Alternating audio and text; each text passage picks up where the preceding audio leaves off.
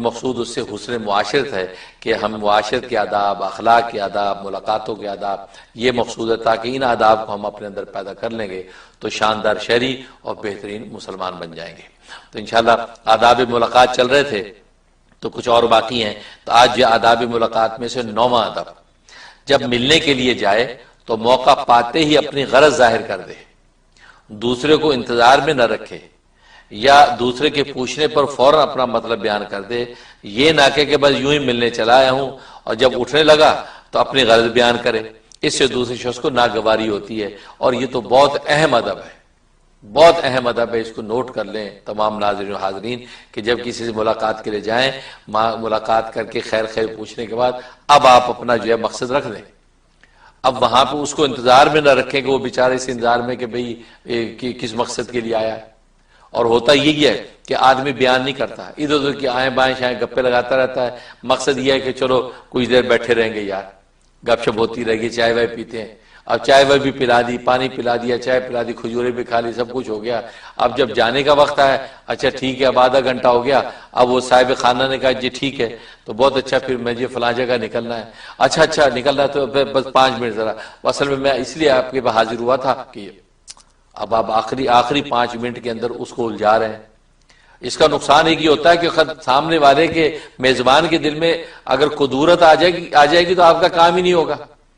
بہتر یہ ہے کہ جب وہ شروع میں فریش آپ سے مل رہا ہے اسی وقت موقع دیکھ کے آپ اپنی بات کر دیں،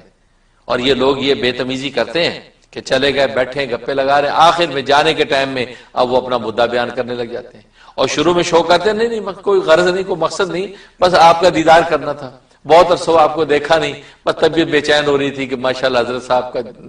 نورانی چہرہ دیکھیں، ملاقات کریں۔ ایسے نورانی چہرے دینے والے کئی آتے ہیں، ہمیں بھی پتا ہے، آدھا گھنٹہ لگا بیٹھا، اب آخر اچھا ٹھیک ہے ہم سوچے بڑا عاشق بیچارہ دیکھنے ہی آئے صرف، اب جب جانے لگتے ہیں کہ جی حضرت وہ اصل میں ایک چھوٹی سی گزارش ہے، جی کیا؟ اب پتہ گزارش چھوٹی سی نہیں، پورا ایک پلندہ ہے مطالبات کا، یہ غلط ہے، یہ ادب کے خلاف، ایسا نہیں، آپ اپنا مدعا بیان کر دیں، پھر سامنے والے کو بھی انتظار میں نہ رکھیں، یا پھر یہ نہ کہیں کہ جی بس میں ویسے ہی گزر رہا تھا، میں سوچا آپ سے مصافحہ کر لوں تو اس لیے میں آ گیا، اور پھر اس کے بعد یہ کہ اس کا مطلب اندر کبر ہے، کبر کی علامت ہے، یہ ایسا نہیں کرنا چاہیے، اس سے یہ ادب کے خلاف ہے۔ نمبر 10، اسی طرح اگر جب وہ ورود کے وقت مخاطب پوچھے کہ آپ کا پروگرام کیا ہے، یعنی آپ وارد ہو گئے، آپ آ گئے تو اس سے پوچھے کیا پروگرام ہے، تو اسے اپنے ارادے سے مطلع کر دے، اور اس کے ادب و احترام کی رعایت سے یہ اضافہ کر دے آگے جس طرح حکم ہو۔ غرض یہ ہے کہ پوچھنے والے کے لیے بار خاطر نہ بنے، پوچھنے والے پوچھے ہاں جی کیا پروگرام ہے آپ کا، آپ تشریف لائیں ماشاءاللہ، تو کیا آپ کا پلان ہے، تو کہہ دیں جی میرا پلان میں 3 دن یہاں نیو یارک میں ٹھہروں گا، اور اس کے بعد میں نے باسٹن جانا، وہاں میرے چچا رہتے ہیں تو وہاں کچھ تھوڑا سا کام ہے، تو وہاں میں نے کچھ جاب کے سلسلے میں، بزنس کے سلسلے میں ملاقاتیں کرنی ہے، اس کے بعد پھر میری واپسی ہوگی اگلے ہفتے، تو یہاں نیو یارک سے انشاءاللہ یا JFK سے پھر میری فلائٹ ہے، تو پھر میں نے دبئی جانا ہے، اب وہ بیان کر دیں۔ اب سامنے والے کو پتہ چل گیا کہ 3 دن یہ نیو یارک میں رہے گا، پلان پتہ چل گیا، 3 دن بعد جائے گا، اب اس 3 دن کے حوالے سے پوچھے کہ جی کہاں ٹھہرے ہوئے ہیں، کہ بس اب آپ کے پاس آئے، اب آپ جیسے حکم فرمائیں، تو کہا اچھا چلے ٹھیک ہے ہم انتظام کر، یہ طریقہ ہے۔ تو یہ گفتگو کا اور یہ ملاقات کا طریقہ ہے، یہ نہیں کہ نہیں بس ایسی کوئی غرض نہیں، بس ایسے آ گیا تھا تو سوچا کہ آپ سے ملاقات کر لوں، اب اس کے بعد آہستہ آہستہ کھل رہا ہے، آہستہ آہستہ بتا رہا ہے یہ ہو گیا وہ ہو گیا، نہیں بھی یہ مناسب نہیں ہے۔ نمبر 11، بات سامنے سے کرے، پشت پر سے بات نہ کرے کہ سننے والے کو الجھن ہوتی ہے، اب پیچھے سے بیٹھ کے بات نہ کرے، سامنے آ کر بات کرے، یا کم از کم دائیں بائیں بیٹھا ہے اس طرح گفتگو کرے، لیکن پیچھے سے نہیں بولنا چاہیے، یہ ادب کے خلاف ہے۔ نمبر 12، جب ملنے کے لیے جائے تو سلام یا کلام یا روبرو بیٹھنے سے غرضے کے کسی طرح سے اس کو آنے کی خبر دے، اور بدون اطلاع کے آڑ میں اس طرح نہ بیٹھے کہ اسے آپ کے آنے کی خبر نہ ہو سکے۔ ایسا نہ ہو کہ جب آپ آئیں تو اس طریقے سے آپ آ جائیں، بیٹھ جائیں، سلام کلام سے بتا دے کہ میں آ گیا ہوں، پتہ چل جائے گا، یہ نہیں کہ آگے بالکل اس کے پہلو میں چپ کر کے بیٹھا ہے،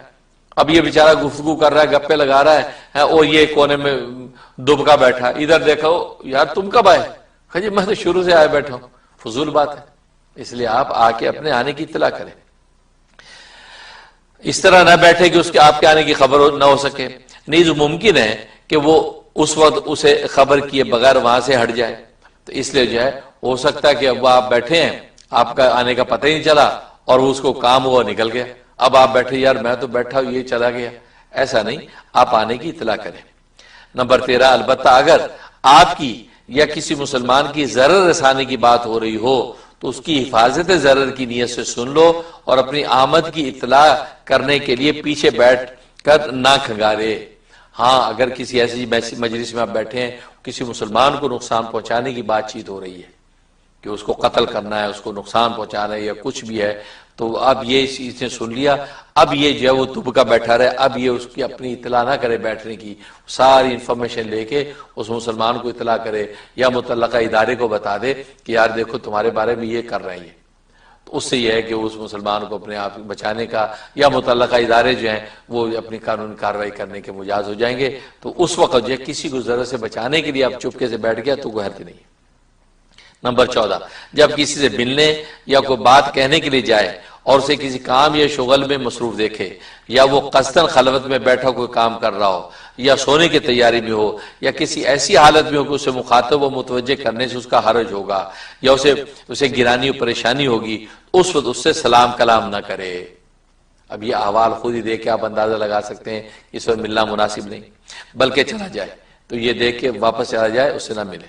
نمبر 15، اگر بہت ضروری بات ہو تو مخاطب سے پہلے اجازت حاصل کرے کہ مجھے کیا کہنا ہے، اجازت لے کہ میں کچھ کہنا چاہتا ہوں۔ اگر اس کے جلد فارغ ہونے کی امید ہو تو انتظار کرے، مگر انتظار میں ایسی جگہ نہ بیٹھے کہ اس کو تمہارا انتظار کرنا معلوم ہو اور اس سے اس کا دل مشوش ہو یا اس کی یکسوئی میں خلل پڑے، یا جب وہ فارغ ہو جائے تو اپنا مدعا عرض کر دے۔ تو مطلب یہ ہے کہ انتظار میں اگر آپ بیٹھے ہیں تو اب ایسی جگہ نہ بیٹھے کہ بار بار اس کو شیشے میں سے دیکھ رہے ہیں، گور رہے ہیں اس کو کھڑکی میں سے، اب وہ بیچارے کو جو ہے وہ تشویش ہوگی، اپنے کام کاج کرنے میں خلوت میں حرج محسوس ہوگا، لہذا ایسی جگہ کونے میں سائڈ پہ بیٹھ جائے تاکہ اس کو صاحب خانہ کو نظر نہ آئے۔ اب جو ہے وہ مناسب وقت میں صاحب خانہ کہیں کہ بھئی بلاؤ اس کو، بھیجو،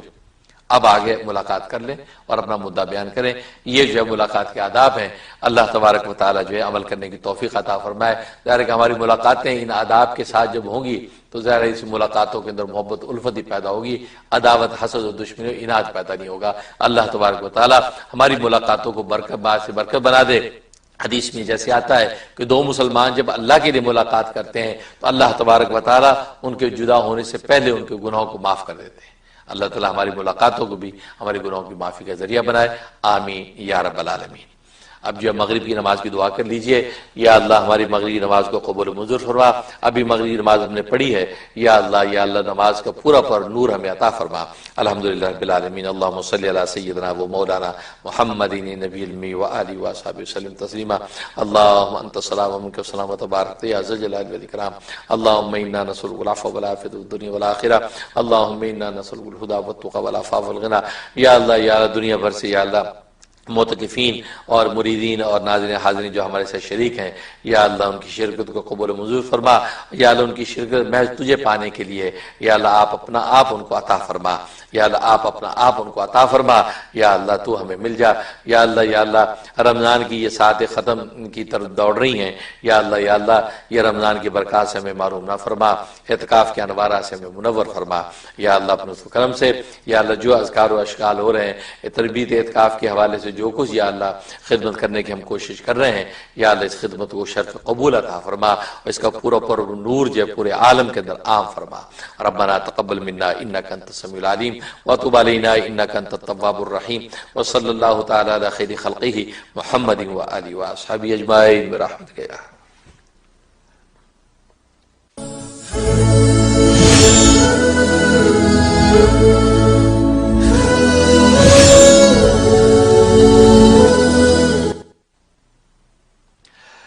پیارے ناظرین حاضرین اور دنیا بھر کے معتکفین اور مریدین،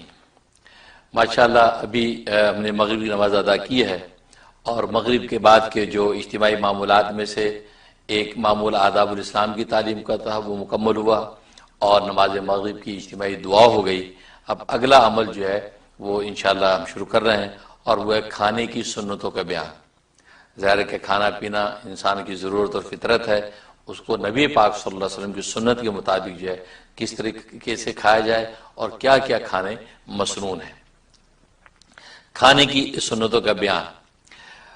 تنبیہ کے طور پہ لکھا جاتا ہے کہ زوال کے قریب اکثر کھانا کھانے کی عادت ہوتی ہے، لہذا اب کھانا کھانے کی سنتیں لکھی جاتی ہیں۔ اللہ تبارک و تعالی سب مسلمانوں کو حضور اکرم صلی اللہ علیہ وسلم کی سنتوں پر چلنے کی توفیق بخشے، آمین یا رب العالمین۔ کھانا کھانے کی بہت صورتیں اور قسمیں ایجاد ہوتی جا رہی ہیں اور ہم ان کو اپناتے جا رہے ہیں، تو آپ ہی سوچئے کہ رسول اللہ صلی اللہ علیہ وسلم کی سنتوں پر عمل کرنے کا کون سا وقت ہوگا، تو کھانے کے طریقے طرح طرح سے ہر سوسائٹی میں پیدا ہو رہے ہیں اور ہم سنتیں بھول گئے۔ تو آپ صلی اللہ علیہ وسلم کی سنتیں تو حرز جان بنانے کے قابل ہیں۔ محبت ہے تو محبت میں یہ سب آسان ہو جاتا ہے، محبت تو دیوانہ بنا دیتی ہے،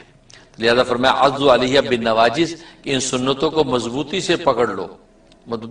مضبوطی سے پکڑ رکھو۔ ہمیشہ کے تو کیا کہنے ہیں کہ اگر ہمیشہ ان سنتوں کا اہتمام کرے تو سبحان اللہ، کم از کم ایک دفعہ تو محض سنت رسول صلی اللہ علیہ وسلم کی نیت سے وہ چیزیں کھا لیجئے جو مسنون کھانے ہیں، تو سنت سمجھ کے ایک مرتبہ تو کھا لیں کم سے کم، ہمیشہ کھاتے رہے تو سبحان اللہ۔ بہرحال تو کم از کم ایک مرتبہ جو کھائیں تو ہمیشہ کھائیں تو بہت خوب، وہ کھانے جو نبی پاک صلی اللہ علیہ وسلم تناول فرمائے ہیں ان کو ہم کھاتے رہیں۔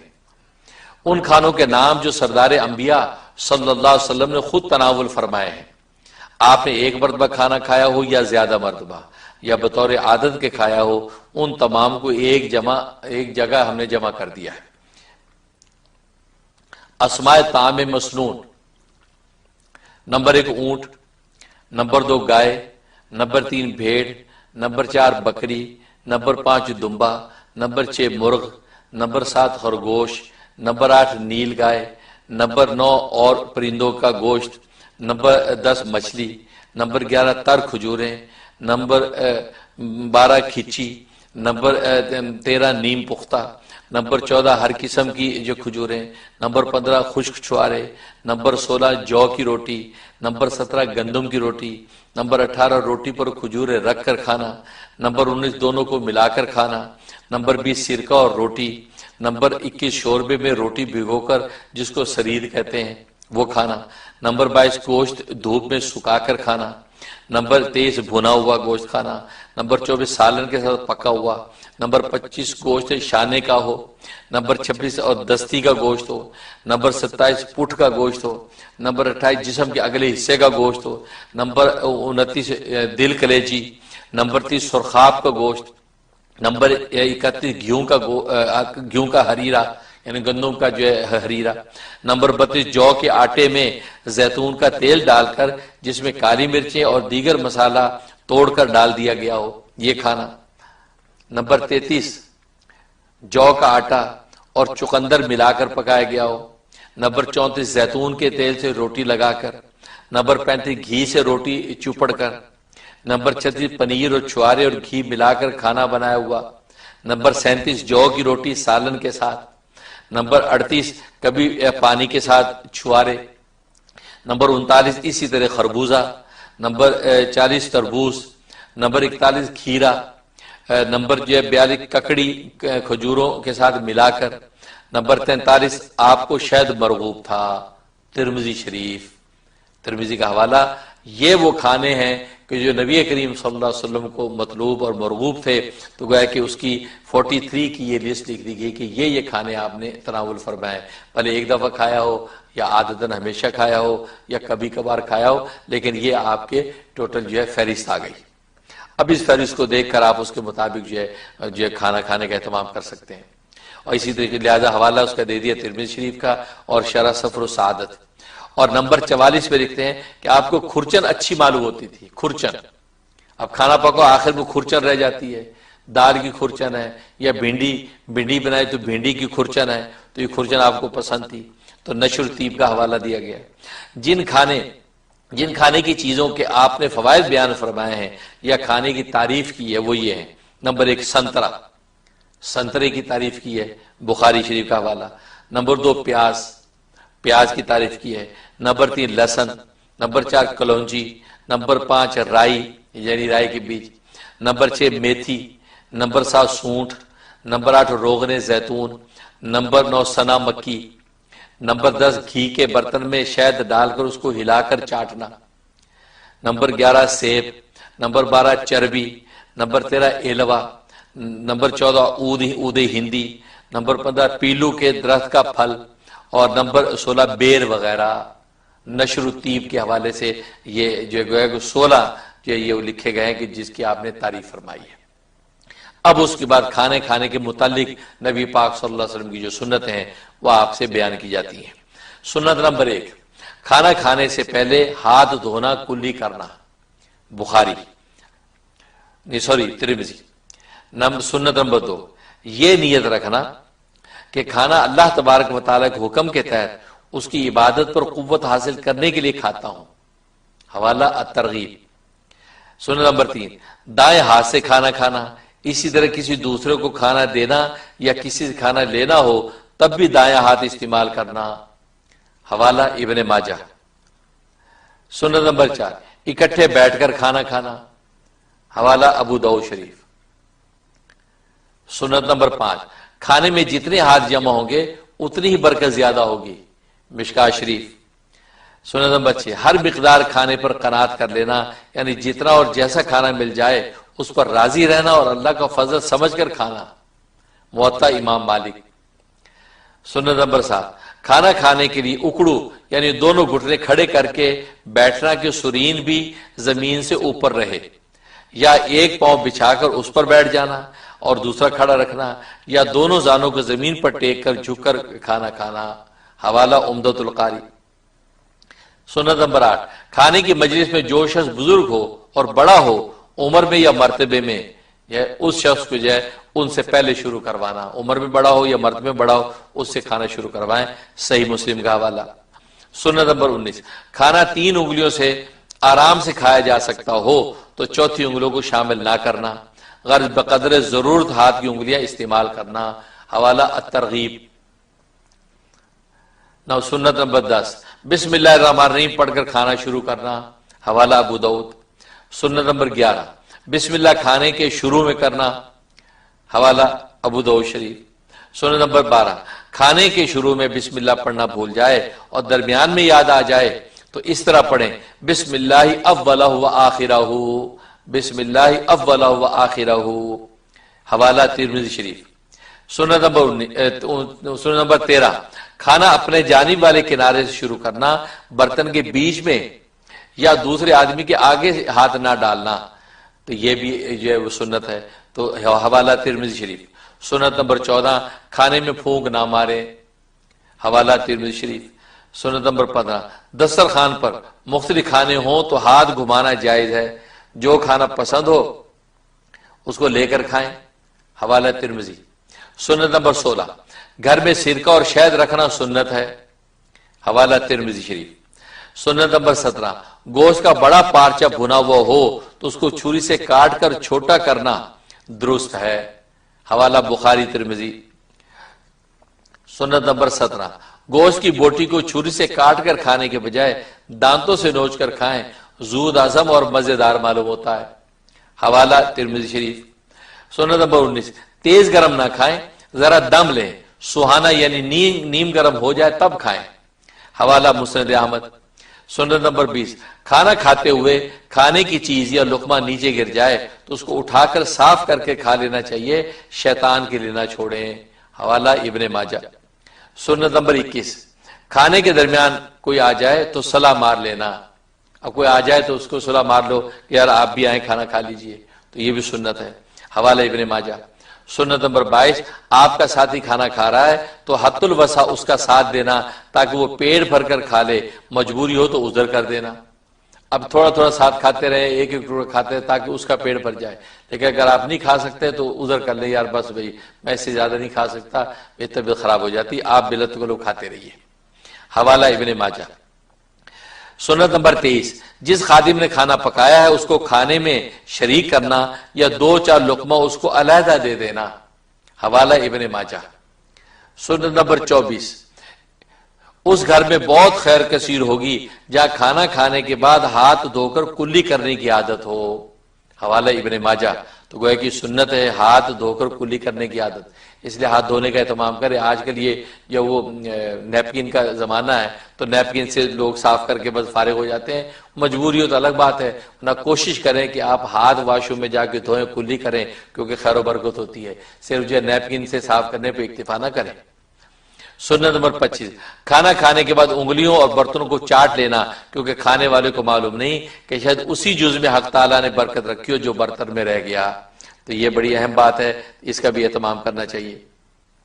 سنت نمبر 26، جب انگلیاں چاٹیں تو پہلے درمیانی بڑی انگلی، اس کے بعد کلمے والی، پھر انگوٹھا چاٹیں۔ تو گویا کہ پہلے جو ہے درمیانی بڑی انگلی چاٹیں، اس کے بعد کلمے والی، یعنی یہ بڑی انگلی ہے یہ پہلے چاٹیں، پھر کلمے والی، پھر انگوٹھا، پھر جو باقی انگلیاں چاٹی جائیں گی۔ تو طبرانی شریف کا حوالہ۔ سنت نمبر 27، ہاتھوں کو چکنائی لگ گئی ہو تو دھونے سے پہلے ان ہاتھوں، بازوں اور قدموں سے پونچھ لینا۔ تو چکنائی لگی ہو تو ہاتھوں پاؤں سے اس کو پونچھ لیں تو اس میں مذاکرہ نہیں، لیکن آج کل چونکہ نیپکن ہے تو نیپکن سے وہ چکنائی پونچھ لیں اور بعد میں ہاتھ دھو لیں۔ حوالہ ابن ماجہ۔ سنت نمبر 28، دسترخوان پہلے اٹھا لیا جائے، اس کے بعد کھانے والے اٹھیں۔ حوالہ ابن ماجہ۔ یہ اس کا بڑا اہتمام کرنا چاہیے، پہلے جو ہے دسترخوان اٹھے، کھانا اٹھا لیا، دسترخوان اٹھا لیا، اب آپ اٹھیں، لیکن وہ پڑا ہوا ہے اٹھ کے آپ چلے جائیں، یہ بھی سنت کے خلاف ہے، یہ گویا کہ کھانے کی ناقدری ہے۔ سنت نمبر 29، دسترخوان کو زمین پر بچھا کر کھانا،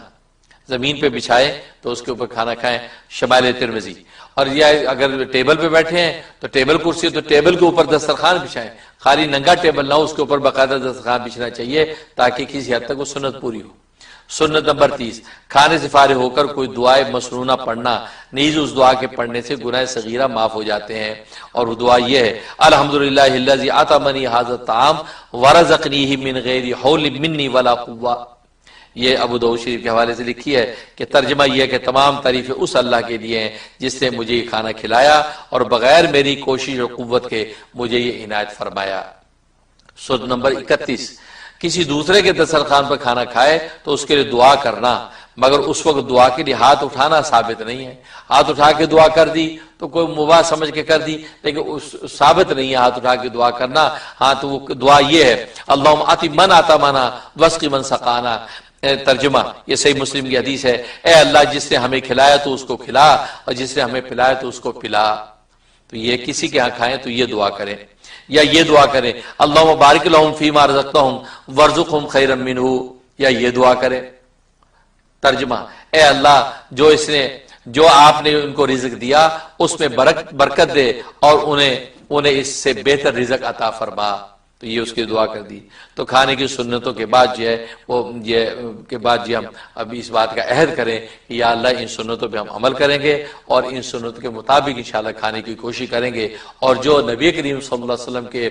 طعام مسنون ہیں ان کو آپ فہرست آپ نے سن لی ہے، کوشش کریں زندگی میں ایک بار ہی صحیح کم سے کم سنت سمجھ کے آپ وہ چیز ضرور کھائیں، انشاءاللہ خیر و برکت ہوگی، اور نبی کی سنتوں پہ عمل کرنے سے تو ہم اللہ کے محبوب بن جائیں گے۔ اللہ تعالیٰ عمل کرنے کی توفیق عطا فرمائے، آمین یا رب العالمین۔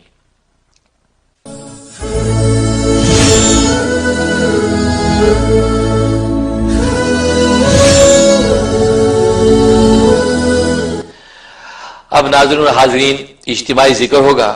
اور ذکر جیسے کہ میں نے بتایا کہ یہ شغل سلطان الاذکار اللہ کا ذکر نفسی یہ ہوگا۔ اس سے پہلے جو ہے آپ حضرات جو ہے وہ 1 مرتبہ سورہ فاتحہ اور 13 مرتبہ سورۃ اخلاص اور 11 مرتبہ درود شریف پڑھ لیجئے۔ اس کا ثواب پھر اولیاء کاملین کو پہنچا کر اس کے بعد ہم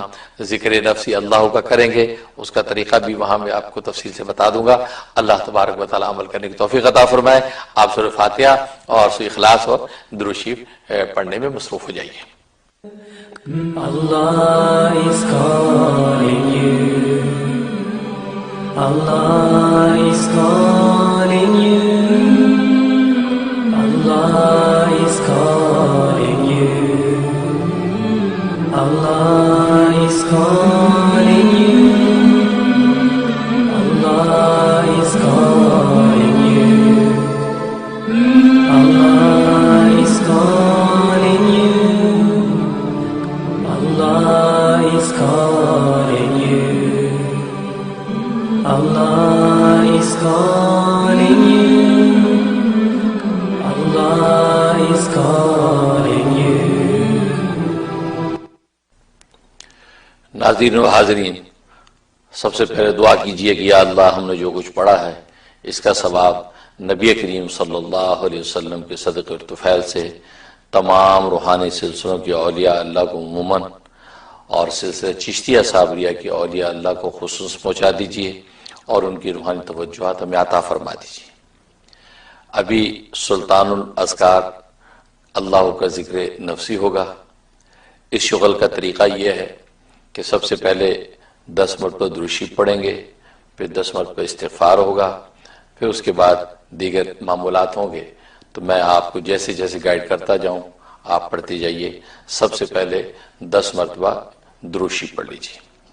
اللہم صلی وسلم بارک علی سیدنا محمد نبی الامی وآلہ وصحبہ الفاتح مرتين۔ اب بعد میرے ساتھ دہرائیے، اعوذ باللہ من الشیطان الرجیم، بسم اللہ الرحمن الرحیم۔ اب دعا کیجئے، اللہم آتنی نورا، اے اللہ مجھے نور عطا کر دیجئے۔ اللہم اجعل لی نورا، اے اللہ میرے واسطے نور خاص کر دیجئے۔ اللہم زدنی نورا، اے اللہ میرا نور بڑھا دیجئے۔ اللہم اجعلنی نورا،